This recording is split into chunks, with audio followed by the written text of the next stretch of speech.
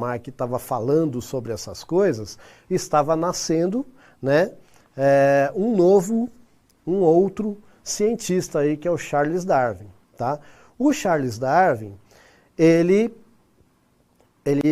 acontece o seguinte, ele foi estudar para ser médico, né? Ele era neto de um médico famoso, né, que era o Erasmus Darwin e tal, e aí ele não gostou muito do curso de medicina.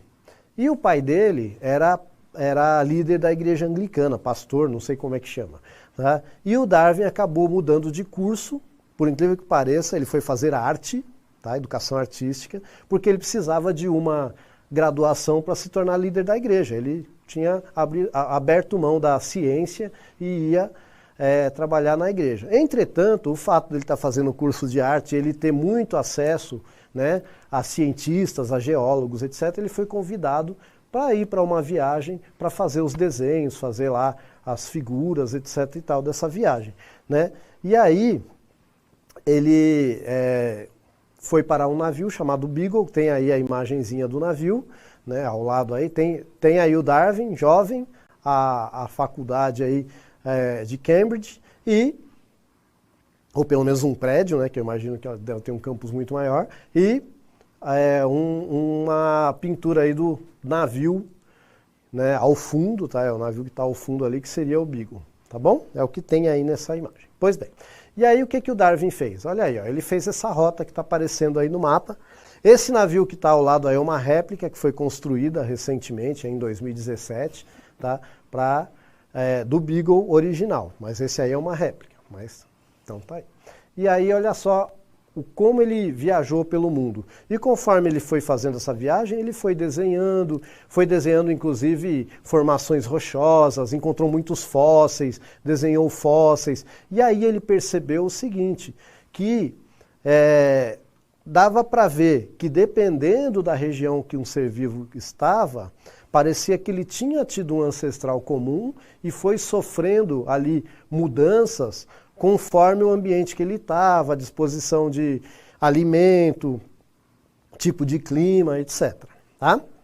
Bom, soma-se a isso que depois de algum tempo que ele já tinha feito essa viagem e tal, um cientista chamado Alfred Russel Wallace, lendo o que Darwin já tinha escrito e fazendo observações por conta, ele chegou a algumas conclusões que assustaram Darwin, porque o Darwin já tinha chegado à mesma conclusão, mas ele tinha medo de divulgar porque ele conhecia a posição religiosa, política da época, né? Que era a religião que a gente chama era a posição que a gente chama de fixista, né? Criacionista fixista, que é aquela que Deus criou tudo como é e nada muda.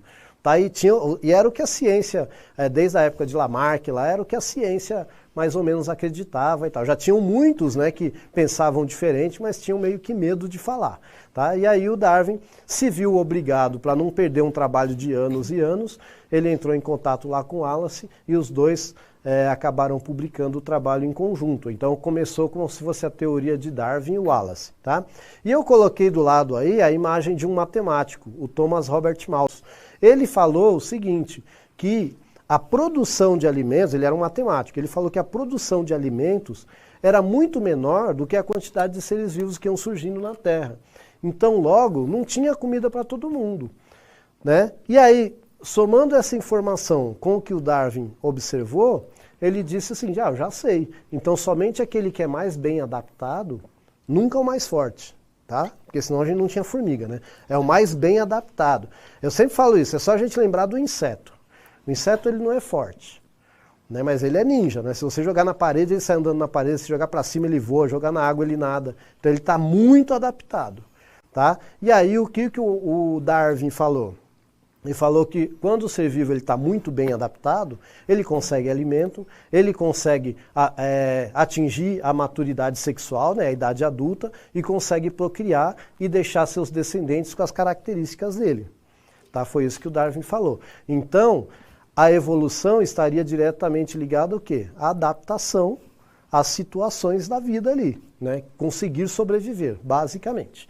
Essa é a diferença básica entre o que Darwin falou e o que o Lamarck falou. Enquanto o Lamarck falava que era um esforço do ser vivo, o Darwin já falava que não, que era uma seleção natural. O cara que não estava adaptado, ele não conseguia levar a sua genética. Tudo bem que o Darwin não conhecia a genética, ele não conseguia levar suas características adiante. Tá bom? Já aquele cara que estava bem adaptado, ele conseguia levar as características adiante. Então não tinha a ver com esforço, tinha a ver, na verdade, com uma seleção natural. A seleção do mais bem adaptado. Tá bom? Muito bem. Então é claro, né, que o Darwin sofreu também, assim como o Lamarck, sofreu muitas críticas, né?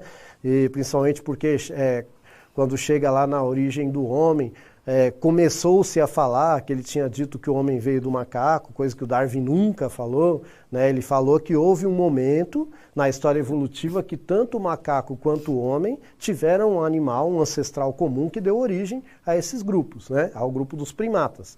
Mas, enfim, né, o estrago já estava feito, até porque a gente vê hoje no Brasil, né, no contexto político, etc. e tal, que muitas vezes uma mentira prevalece sobre a verdade, né? Então, não foi diferente na época do Darwin, tá bom?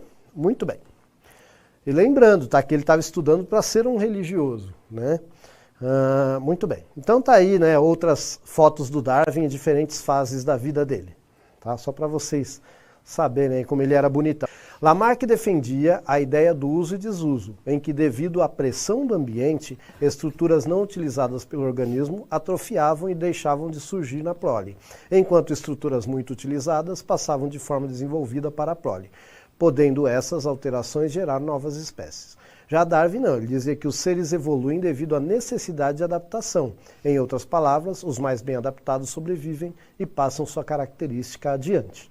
Tá bom?